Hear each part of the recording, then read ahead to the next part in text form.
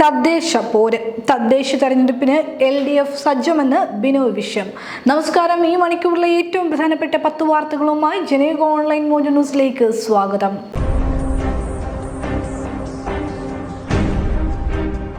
കേരളത്തിൽ തദ്ദേശ തെരഞ്ഞെടുപ്പ് തീയതി പ്രഖ്യാപിച്ചു. 2 ഘട്ടങ്ങളിലായാണ് പോളിംഗ് നടത്തുക.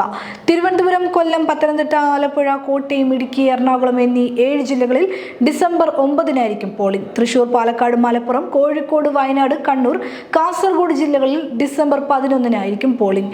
ഡിസംബർ 13-നാണ് വോട്ടെണ്ണൽ. തദ്ദേശ തെരഞ്ഞെടുപ്പിന് LDF സജ്ജമെന്ന് CPI സംസ്ഥാന സെക്രട്ടറി ബിനോയ് വിശ്വം. വിജയം സുനിശ്ചിതമാണ്.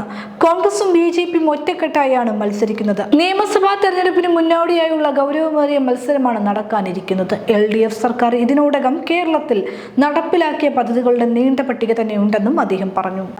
K. ജയകുമാറിനെ തിരുവിതാംകൂർ ദേവസ്വം ബോർഡ് പ്രസിഡന്റായി നിയമിച്ച് സർക്കാർ ഉത്തരവിറക്കി. CPI നേതാവായും മുൻ മന്ത്രിയുമായ അഡ്വക്കേറ്റ് K. രാജുവാണ് ബോർഡിലെ മറ്റൊരു അംഗം. 2 പേരെയും മെമ്പർമാരായും K. ജയകുമാറിനെ പ്രസിഡന്റായി നാമനിർദ്ദേശം ചെയ്തതിനെ അംഗീകരിച്ചുകൊണ്ടുള്ള ഗസറ്റ് വിജ്ഞാപനവും പുറത്തിറക്കി.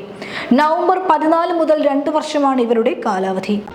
മുതിർന്ന BJP നേതാവ് LK അദ്വാനിയെ പ്രശംസിച്ചതിൽ ഉറച്ച് കോൺഗ്രസ് വർക്കിംഗ് കമ്മിറ്റി അംഗം ശശി തരൂർ MP. അദ്ദേഹത്തിന് നീണ്ട സേവനകാലത്തെ ഒരു ഘട്ടത്തിലേക്ക് ചുരുക്കുന്നത് ചൈനയിലെ തിരിച്ചടി കൊണ്ട് നെഹ്റുവിന്റെയും അടിയന്തരാവസ്ഥ കൊണ്ട് മാത്രം ഇന്ദിരാഗാന്ധിയുടെയും പാരമ്പര്യം നിർവചിക്കാൻ കഴിയാത്തതുപോലെ അദ്വാനിജിയോടും അതേ നീതി കാണിക്കണം, തരൂർ Xൽ എഴുതി.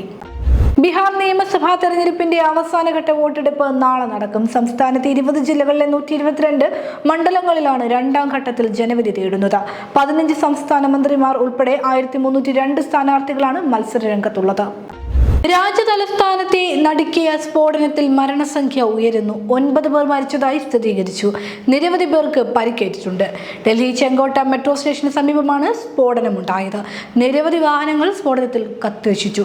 ചെങ്കോട്ട മെട്രോ സ്റ്റേഷൻ 1-ാം നമ്പർ ഗേറ്റിന്റെ അടുത്തായാണ് സ്ഫോടനം. സംഭവത്തെ തുടർന്ന് ഡൽഹി അതീവ ജാഗ്രത നിർദ്ദേശം പുറപ്പെടുവിച്ചിരിക്കുകയാണ്.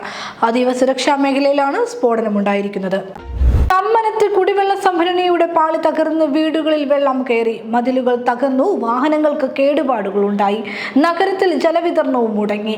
1,35,00,000 ലിറ്റർ ശേഷിയുള്ള വാട്ടർ അതോറിറ്റിയുടെ ടാങ്കാണ് പുലർച്ചെ 3 മണിയോടെ തകർന്നത്. സംസ്ഥാനത്തെ സ്വർണ്ണവിലയിൽ വീണ്ടും വർധനവ്.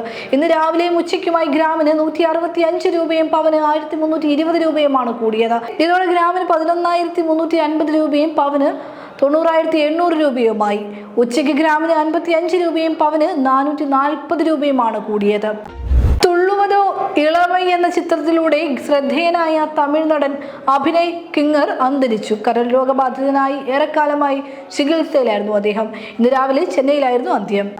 റഷ്യൻ റിപ്പബ്ലിക് ഓഫ് ഡാഗസ്ഥാനിലെ അച്ചിസു ഗ്രാമത്തിന് സമീപം ഹെലികോപ്റ്റർ തകർന്നു വീണുണ്ടായ അപകടത്തിൽ 5 പേർക്ക് ദാരുണാന്ത്യം. പ്രതിരോധ ബന്ധമുള്ള ഒരു വ്യോമയാന കമ്പനിയിലെ മുതിർന്ന ജീവനക്കാരുമായി പോയ റഷ്യൻ K-226 ഹെലികോപ്റ്ററാണ് അപകടത്തിൽപ്പെട്ടത്. ജനയുഗ ഓൺലൈൻ മോജോ ന്യൂസിലൂടെ വീണ്ടും കാണാം. കൂടുതൽ വാർത്തകൾക്കും വീഡിയോകൾക്കുമായി ജനയുഗത്തിന്റെ വെബ്സൈറ്റ്, YouTube ചാനൽ സന്ദർശിക്കുക.